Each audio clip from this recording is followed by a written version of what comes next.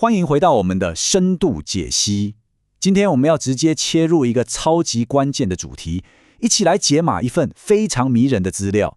这份资料彻底揭开了控制你青春，甚至是你健康余命的真正生理机制。准备好了吗？我们直接开始吧。说到抗老，大家可能闭着眼睛都会想到胶原蛋白，对吧？但其实我们在梳理这些文献时发现，有一个平常总被忽略的隐藏版超级英雄。这个英雄才是真正让你的重要器官还有肌肤能够瞬间回弹的关键角色。那今天的解析我们会快速走过5个重点，从认识这个真正的抗老密码开始，接着看它是怎么面临断裂危机，甚至引发全身发炎风暴的。当然，最后我们也会给出医疗跟营养上的反击策略，还有非常实用的抗糖化跟防晒指南。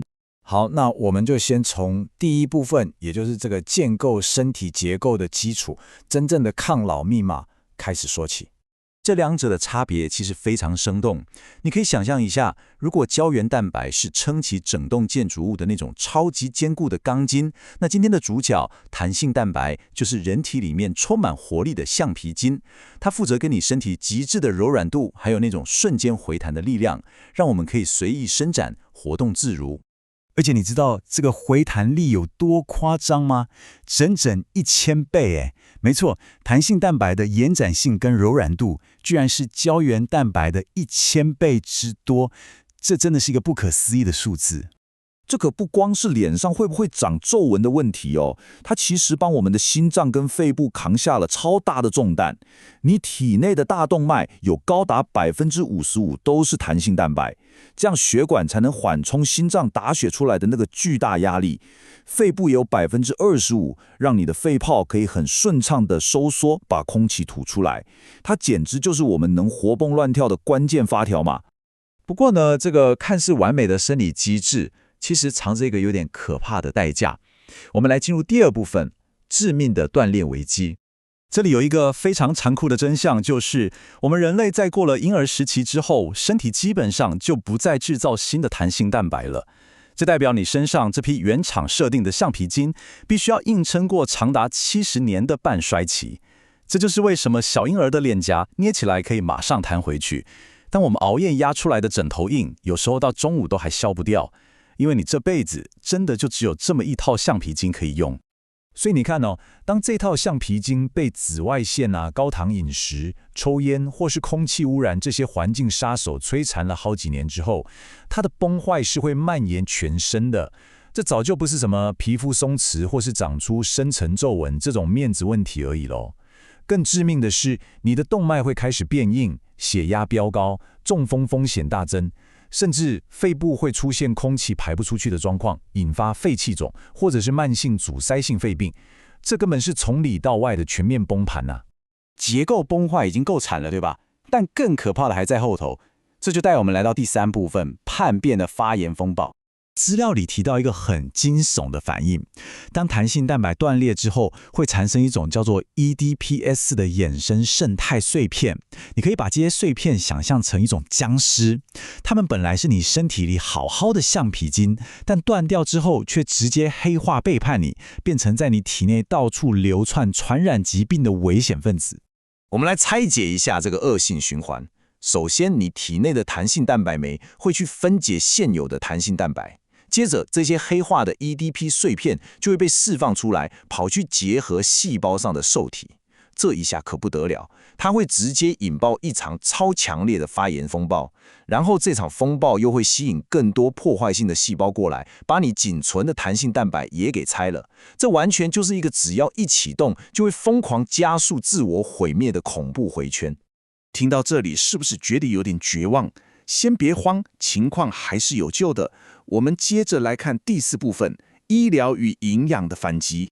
还好现代科学真的很厉害哦，在医疗介入这块现在有那种吸入性的低分子量玻尿酸气雾剂，它可以像防护罩一样包覆住你肺部的弹性纤维。在皮肤保养方面，也有像是电波或微针这种设备，可以直接叫醒沉睡的纤维母细胞来做点微服性生。甚至是一些外用的保养科学哦，像大家常听到的蓝铜胜肽或是 A 醇，都能帮你精准阻断那些会破坏橡皮筋的讨厌酵素。那吃进肚子里的呢？营养学上的临床数据真的很让人振奋。研究发现，只要每天精准摄取100毫克的海洋弹性蛋白胜肽，例如从煎鱼里面萃取的那种，连续吃个12周，真的可以非常明显的提升皮肤的保水度，还能减少鱼尾纹。这是确确实实可以逆转一部分损伤的哦。另外，就算我们没办法制造全新的弹性蛋白，你现有的那些橡皮筋也是需要保养的啊，它们非常需要铜、锌，还有维生素 C 这3个神队友来维持结构的韧性。所以平常多吃点坚果、深海鱼，还有柑橘类跟莓果，其实就是在帮你的弹力网络提供最坚固的防御建材，让它们可以撑得更久。好，讲了这么多深奥的生物机制，我们来把它变成你每天都能用上的超强防御装备。最后一个部分，抗糖化与防晒指南。在饮食方面，真的要非常注意这个抗糖化的原则。你体内如果糖分太多，它们会死粘在你的弹性蛋白上，让你原本 QQ 的橡皮筋变成那种一折就断的枯树枝。所以拜托，精制糖类、油炸物，还有那些加工碳水化合物，真的要尽量少吃。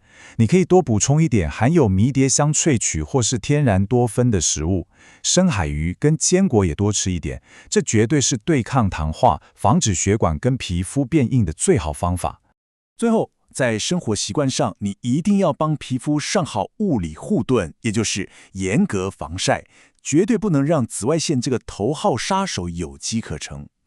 然后，如果你有抽烟的习惯，请立刻完全戒掉，不要再给体内那些破坏性的酵素送弹药了。当然了，保持规律的有氧运动，不管是去跑步、游泳还是骑脚踏车都好，这能帮你的血液产生一氧化氮，让你全身的血管随时随地都保持在最柔软又有弹性的状态。在我们结束这一集解析的尾声，我想送给大家一句话来反思一下。我们都知道，你这辈子没办法再凭空捏出一条全新的橡皮筋了，但你绝对可以好好保护现有的这一条。弹性蛋白就是你生命活力的根本，所以下次当你要决定吃什么、做什么的时候，不妨先问问自己，我现在做的事情是在滋养我的生命韧性，还是正在亲手摧毁它呢？希望今天的分享能帮大家找回健康的掌控权，我们下次见喽。